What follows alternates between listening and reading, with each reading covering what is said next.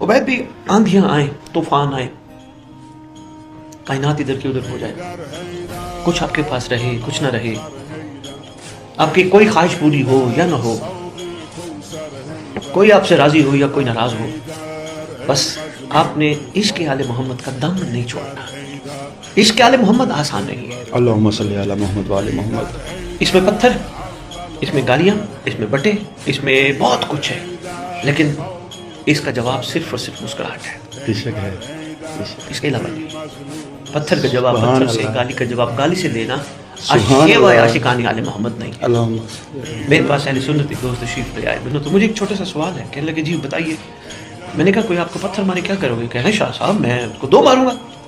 जरूरत क्यों? हालांकि मैंने उसका कुछ किया ही नहीं, कसूर ही मेरा नहीं, 2 मारूंगा। मैंने कहा आपको अहले सुन्नत नहीं है?